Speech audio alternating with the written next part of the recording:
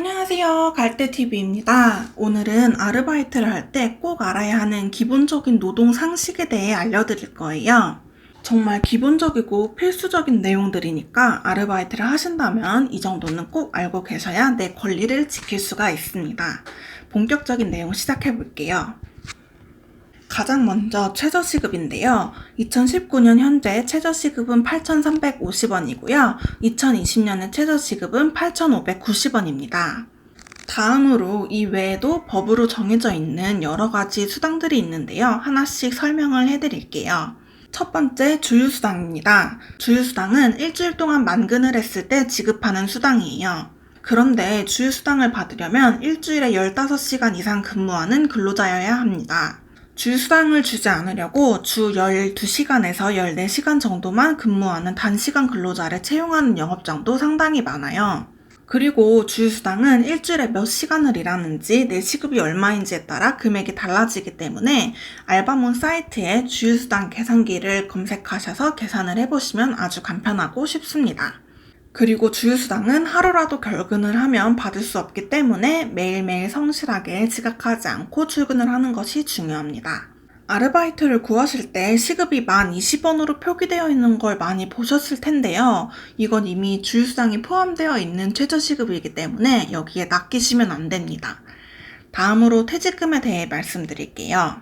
퇴직금은 1년 이상 연속 근로자에게 1년당 1개월치의 임금을 퇴사할 시에 지급하는 것인데요.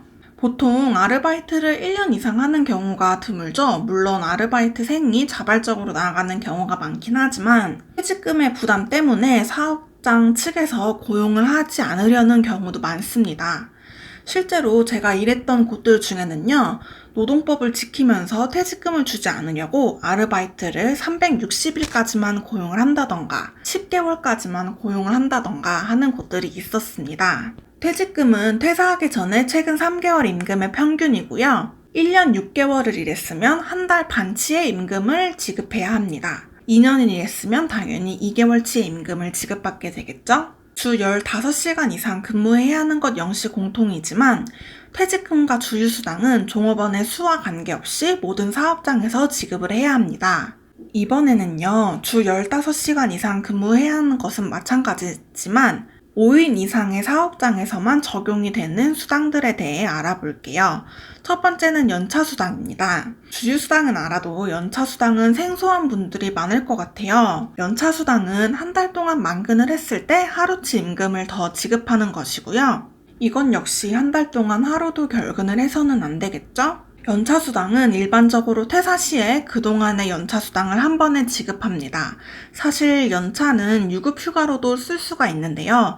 영업장은 매장에 직원이 없으면 곤란하기 때문에 휴가로 사용하게 해주기보다는 수당으로 퇴직 시에 받아가는 경우가 더 많습니다. 이 외에도 5인 이상 사업장에서는 계약서에 명시된 시간보다 더 긴 시간을 근로할 경우 지급하는 연장수당이라는 것이 있는데요. 추가된 시간 동안만큼에는 원래 시급의 1.5배를 적용해서 지급해야 합니다. 또한 밤 10시부터 아침 6시 사이에 근로하는 경우에 추가 근무 수당이 발생하는데요. 이건 역시 1.5배의 임금이 적용됩니다. 만약 저녁 6시부터 밤 12시까지 주 5일 출근하며 최저시급을 받는 근로자라면 6시에서 10시 사이의 4시간 동안은 8,350원의 시급을 10시에서 12시에 2시간 동안은 8,350원에 1.5배를 더한 12,525원의 시급을 적용받습니다.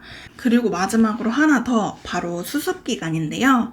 수습기간은 최대 3개월까지 가능하고 수습기간 동안에는 최저시급의 90%만 지급해도 괜찮습니다. 그런데 직장도 아니고 아르바이트인데 최저시급을 주면서 수습기간을 3개월씩이나 둔다는 건요. 네, 저는 그런 영업장에서 일을 하는 거는 추천하지 않습니다. 제가 앞으로 어떤 알바를 하면 좋고 피해야 할 알바의 특징은 무엇인지, 소위 말하는 꿀알바란 어떤 게 있을지 이런 것도 알려드리려고 해요. 지금까지 설명드린 법정 수당들이 대략 어떤 건지 이해가 가셨나요? 다음번에는 아르바이트를 하려면 꼭 알아야 하는 지식 2탄 4대 보험에 대해서도 알려드릴 거니까요. 꼭 구독 눌러주세요. 안녕!